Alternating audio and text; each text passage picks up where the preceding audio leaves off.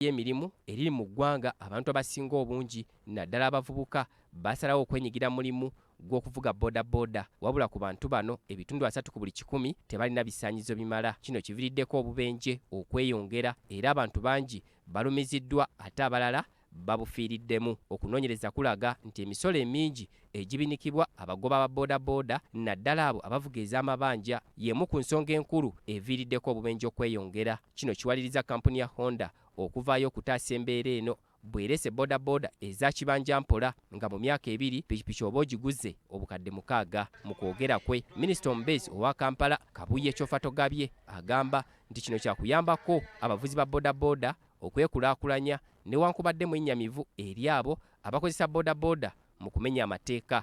Ennaku zino mwenna mulaba obutambi obuyitiŋŋana ng'abantu baffe babakozesa ebikyamu, bakozesa pikipiki zino zennyini, ate okutta abantu, okunyagulula abantu, ekintu ekitali kirungi. Naye nkwataganye n'abakulembeze twongere ekisooka okubunyisa amawulire n'okusomesa bannaffe ate n'okwongera amaanyi mu kulwanyisa obumenyi bw'amateeka. Kabuye ayongeddeko nti buli mugoba wa bodaboda aweereddwa omwezi gumu gwokka okulaba ng'afuna ebisaanyizo ebimukozesa omulimu guno era atakikole wakukolebwako ng'amateeka bwe galagira. Nti ababodaboda bonna bambala uniform. Kuba ffe uniform eno gye tusinga okwetaaga yegenda okutuyamba mu kutambuza bulungi emirimu awamu n'ebyokwerinda. Kati eyo ye step eddako mu mwezi guno ogw'omukaaga. Naye ng'etambula bulungi, of course tulinamu okusoomozebwa n'okuwakanyizibwa, naye nga bw'omanyi nabagamba dda bw'oba n'otambula olugendo towulirizanga nnyo mbwa ziboggolera mu kkubo.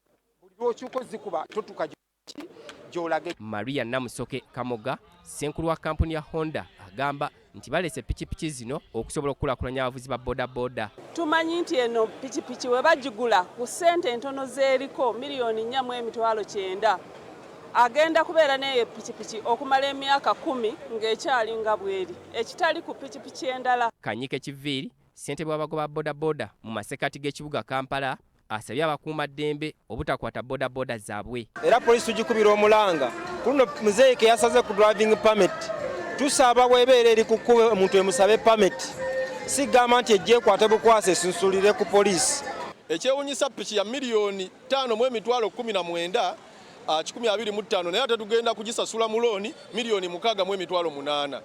Kati ewaffe mu bodaboda kubeeranga kulonda kyapa nga kiri mannyago. Titus Jemba, BBS Telefina, Gambuze.